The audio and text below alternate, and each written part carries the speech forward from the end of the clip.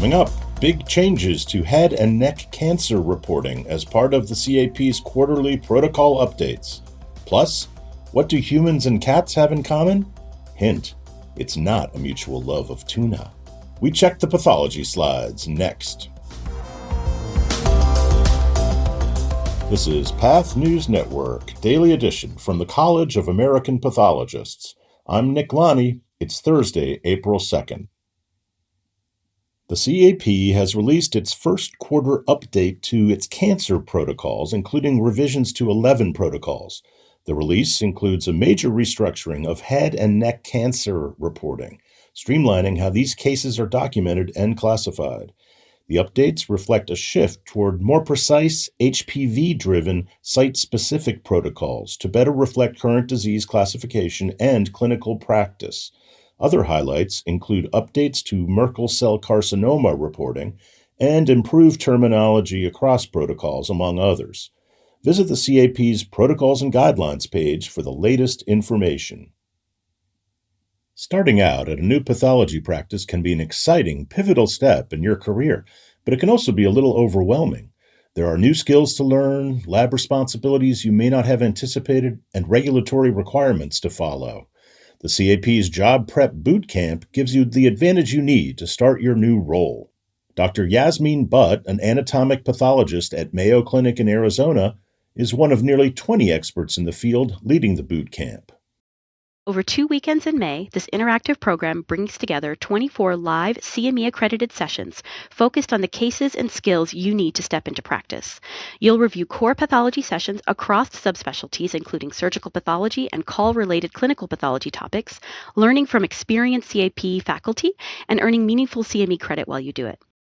Job Prep Bootcamp alum Dr. Martin Burks, a practicing pathologist in South Carolina, says the experience was invaluable as he moved into practice. This job prep shows you what I don't know, right? And because you never know what you don't know.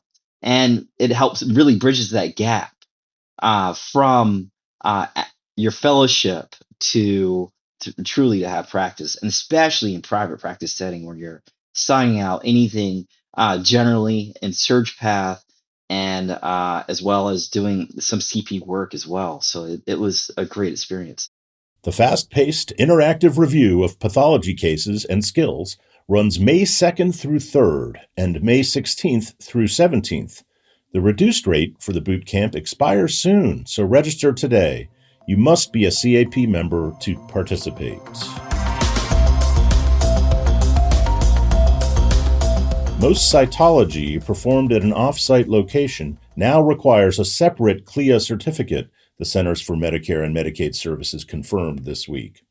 Responding to the CAP's request for clarification on new CMS policies affecting remote cytology, CMS said rapid adequacy assessments, also known as Rapid On-Site Evaluation, or ROSE, will require the separate CLIA certificate for the remote location. For surgical pathology cell blocks, remote review may be performed without a separate CLIA certificate if directed by the lab director. The new policies replace more flexible CMS policies allowing remote cytology work during the COVID pandemic. If you have a feline running around your house, you may not think that you and your four-legged friend have much in common. But just like humans, a leading cause of death in cats is cancer. The genes in cat cancer, however, have not been well explored, until now. Researchers led by a veterinary anatomic pathologist from Cornell University compared tissues and tumors from 500 pet cats to genes most involved in human cancer. They found key similarities between gene mutations that cause cancer in humans and cats, confirming that cats are a valuable model for comparative studies. The research sets the stage for further studies of whether the mutations can lead to the development of targeted therapies for cats and humans alike. That's all for today's Daily Edition. Be sure to check the show notes for more information on today's stories. Watch your inbox for more news like this in the CAP's advocacy newsletter every Tuesday and our weekly edition newsletter on Thursdays. We'll be back at 5 a.m. Eastern Friday for another episode of the Daily Edition. I'm Nick Lonnie. Have a great day.